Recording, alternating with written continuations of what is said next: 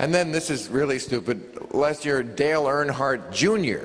had an accident, and people started talking about maybe there's an Earnhardt curse. You know, like these people are in the frozen yogurt industry, and they keep bursting into flames. I'm telling you, this country is so cuckoo about safety. You know, nobody can ever die. We will do everything we can to make sure that never happens. We buy SUVs, we strap ourselves in, we have head restraints and airbags and extra belts, and then we'll drive to an amusement park and pay a minimum wage carny to push us off a 10-story platform in a padded shopping cart.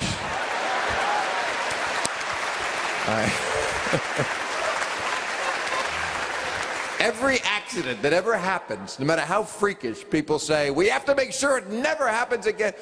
You know, there was a tragedy that happened a couple of years ago in the middle of the Pacific Ocean. It was a tragedy. A Japanese fishing boat had the misfortune of being right under a surfacing American nuclear submarine. And it was a tragedy for the fishing boat. Our guys were fine. They were like, what the hell was that? You know,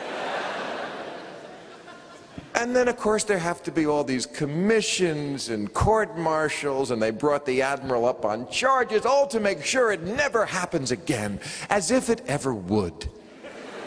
Have you ever been on the ocean? It's big. Oh, it is virtually an ocean of water. It is. I mean, you know, I'm sorry, I'm not to be cruel, but if you're a Japanese fisherman and you wake up one day like every other day, and by noon you have a Los Angeles-class Trident submarine up your ass, it was just your day to die. I mean, I don't know what people don't get about dying, and it's not the worst thing that could happen to you. But when they take it to stem cells, you know, that to me is just going way too far on the other side of the equation.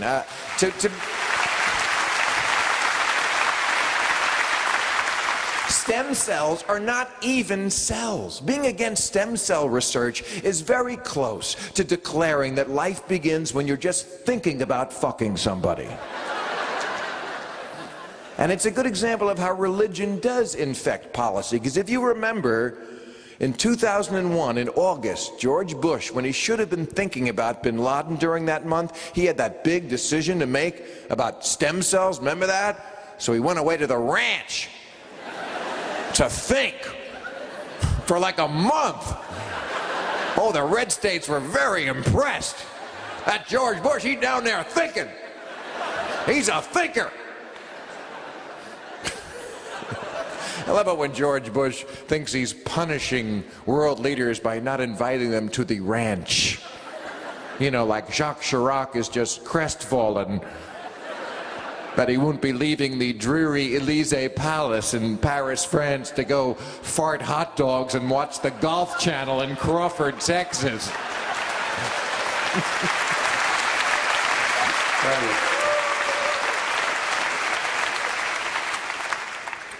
But yeah, he went down to the ranch to think about stem cells, and then he emerges like a month later with this King Solomon-like decision where he has split the difference that the media hails as so wise, as if it is wise to split the difference between people who really could be helped and your right-wing nutbase who would rather see research go undone, all because some microscopic goo on a subatomic level might, what, one day grow up to be a Republican? I don't know. I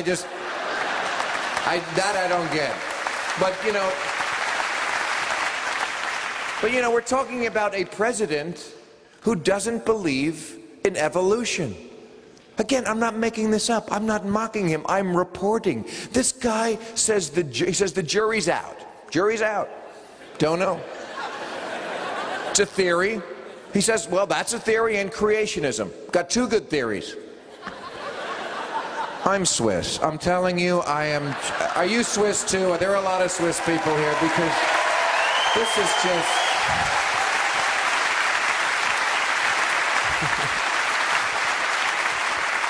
And I know people are saying, Bill, you're so mean, ridiculing religion. I am not ridiculing religion. It ridicules itself, okay? I'm not the one being hostile. I'll tell you what I think is hostile. What I think is hostile when so many people preface everything they say, as so many do nowadays, with, well, I'm a Christian. You know how people do that? You want fries with that? Well, I'm a Christian. You know, as if they have the moral high ground. Please, I'm a Christian, so I've got the high ground here. You know, they think that's what I'm hearing. They think I'm hearing I'm a better person. But really what I'm hearing is, you have a neurological disorder. And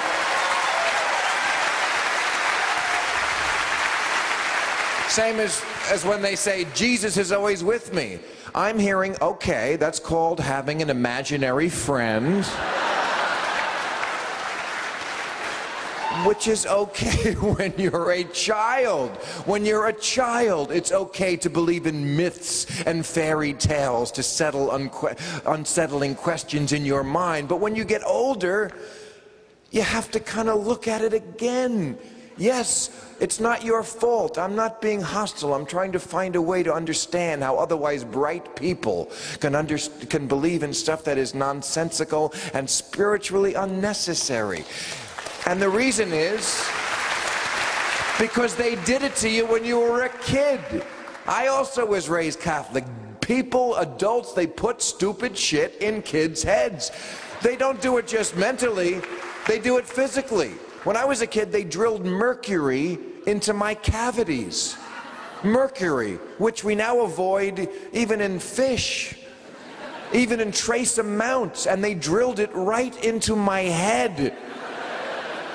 But when I got older, I had it drilled out, and you can do the same thing with Catholicism.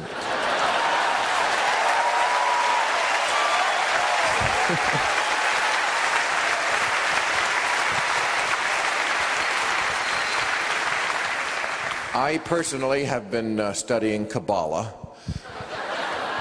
in Us magazine, which apparently is where they keep all the lore of that religion. Well, seriously, does anything make people do stupider things than religion? The Supreme Court this year heard the case about the 10 Commandments. This is my favorite of the last couple of years about religion, because, you know, one of the 10 Commandments says, don't worship statues. So in Alabama, they made a statue of the 10 Commandments and worshipped it. Wow, that's powerful stupid. I mean, that is seriously powerful. And again, I'm not making it up, I'm just reporting.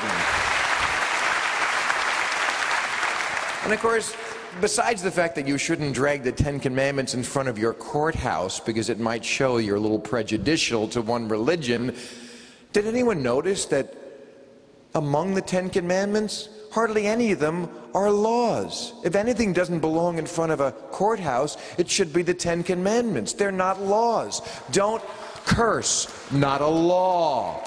Honor your mom and dad, not a law. Take Sunday off, not a law. Don't fuck around on your wife, not a law. Although you can get impeached for that one.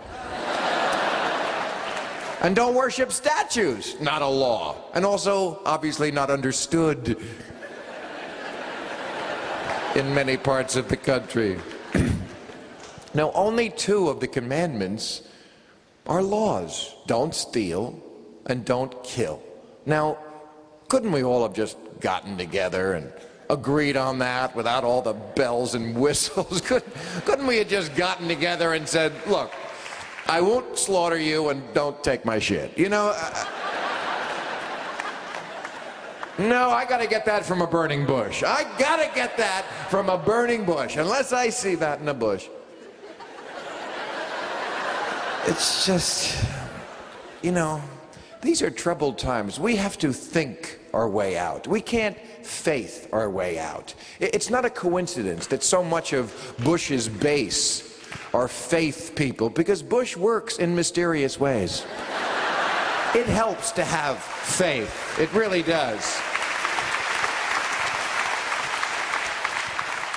But religion, it stops people from thinking because they think all the answers are in that one book. It impedes progress. It justifies crazy people. Flying planes into a building was a faith-based initiative. And matters of otherwise common sense become points of debate, like gay marriage. Would we even be having this discussion about whether gay people can marry except for religion? Of course the Catholic Church doesn't want gay men to marry. Half the priesthood would walk out the door the first day and marry the UPS driver.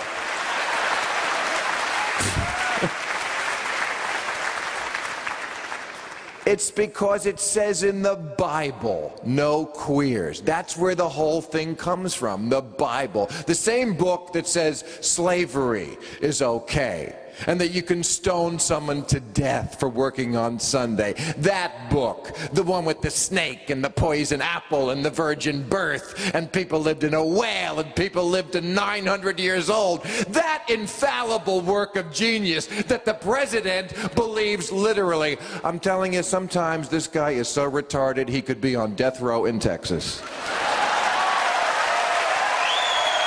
Well, no. Okay, no. That one was a little partisan. Okay, I'll give you that. And of course, what's so sad about it is that in this country, we really don't even have any party to represent us on this issue. The Democratic Party doesn't represent my views on this issue. The Democratic Party believes in civil unions. Why? Because they read the polls. And the polls say that Americans think that gay marriage threatens their marriage. Why? We don't know that yet. Maybe because it looks more fun. So they don't represent my view, and neither do the Republicans, of course, because their base believes it's an abomination. They actually believe that gay marriage will lead to more homosexuality. Because a lot of guys, probably like me, we're just looking for a little legal cover. Yeah, there'd be all sorts of man-on-man giant blowjobs breaking out in sports bars, except for the law. It's the law that's holding us back. So in the interest of taking this issue off the table, I have suggested in the past a few compromises, because, you know, this country was built on compromises, really stupid compromises. For example, in the Constitution, black people are 3/5 of a person. Wow, that's really a stupid compromise. And it goes on today. Medical marijuana. In most states where the voters have passed the right to have medical marijuana, the feds don't recognize that. So it is legal to possess it, but not to obtain it. You can have it, you just can't get it. I'm not kidding. It's illegal for a doctor to write a prescription. You can't transport it, you can't buy it, you can't sell it. But if some of it falls out of the sky and into your mouth, you spark up that chronic, that is all you. So,